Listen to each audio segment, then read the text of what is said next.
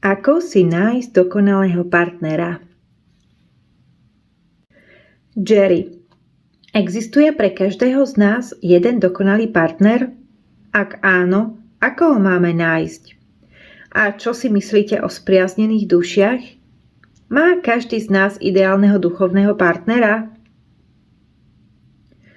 Abraham.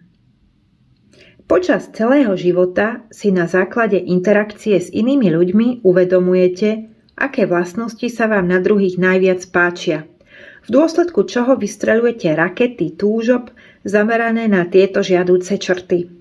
Inak povedané, kúsok po kúsku si vo vašej vibračnej realite vytvárate svoju vlastnú verziu dokonalého partnera. No skôr ako môžete svojho dokonalého partnera nájsť, musíte sa vibračne shodovať so svojou túžbou, čiže musíte byť stále vo vibračnom súlade s tým, čo chcete. Ak sa cítite osamelí alebo sklamaní z toho, že ste ešte nestretli toho pravého, nie ste v súlade s vašou vibračnou realitou a tak sa vaše stretnutie odkladá. Ak závidíte iným ľuďom, ktorí majú skvelý vzťah, nie ste v súlade s vašou vibračnou realitou a tak sa vaše stretnutie odkladá. Ak spomínate na vaše bývalé zlé vzťahy a s nimi si zdôvodňujete, prečo chcete alebo potrebujete lepší vzťah, zhodujete sa s tým, čo nechcete. A to, čo chcete, sa odkladá. Ak sa však dokážete dostať do stavu, kedy sa stále budete cítiť dobre, dokonca aj bez vzťahu, po akom túžite, stretnutie s tým pravým partnerom je zaručené.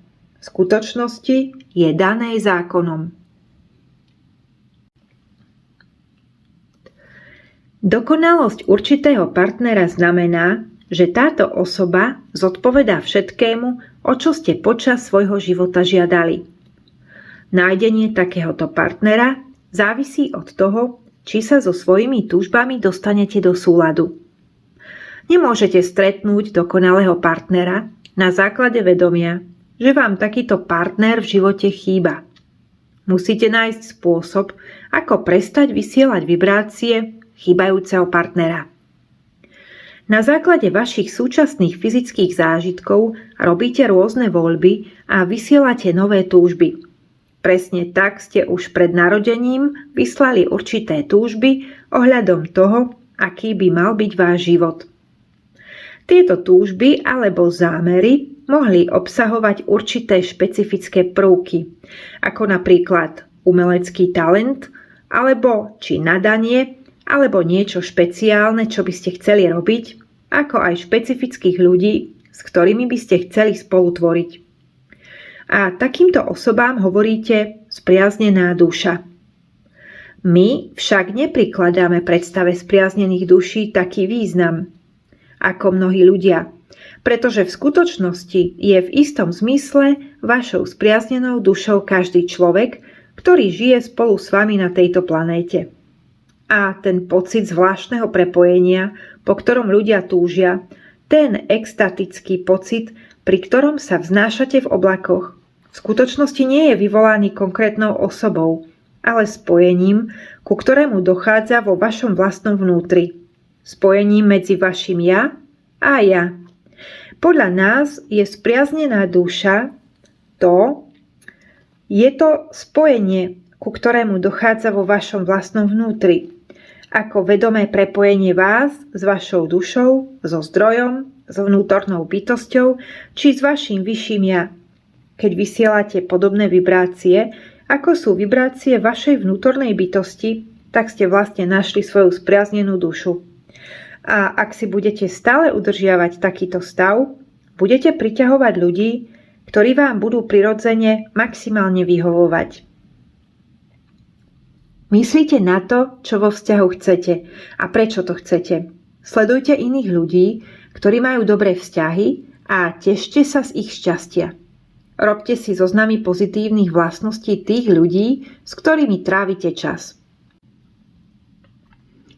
V skutočnosti je jednou z najrýchlejších ciest k úžasnému vzťahu nájsť si niečo, Hoci aj keby to nemalo nič spoločné so vzťahmi, čo vo vás stále vyvoláva dobrý pocit a sústrediť sa na to.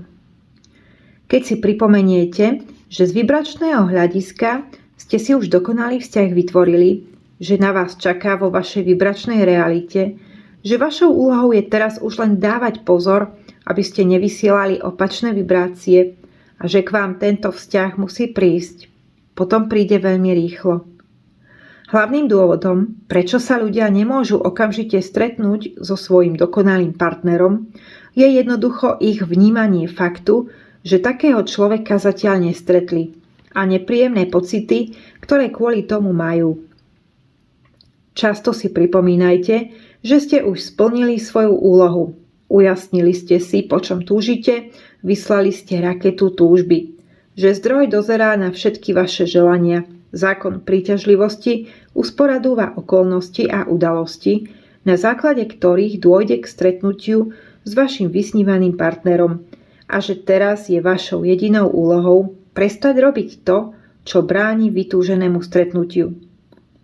Za každým, keď robíte niečo, čo tomuto stretnutiu bráni, máte bez výnimky negatívne pocity. Keď sa cítite osamelí, keď ste zatrpknutí alebo netrpezliví, keď závidíte alebo sa bojíte, oddiaľujete to vytúžené stretnutie. Na vašom mieste by sme si čo najčastejšie pripomínali, že už sme si ujasnili, čo chceme, aj o to požiadali. Takže náš výtvor je hotový, naša úloha skončená, hotovo. A potom by sme na to mysleli už len pre radosť. Keď vám pomyslenie na niečo robí radosť a dáva vám pocit šťastia, bez rozporuplnej energie, ktorú obnáša snaha vynútiť si niečo, čo sa zatiaľ nestalo, vaše vibrácie sú čisté a silné a váš výtvor môže bez zábran prísť.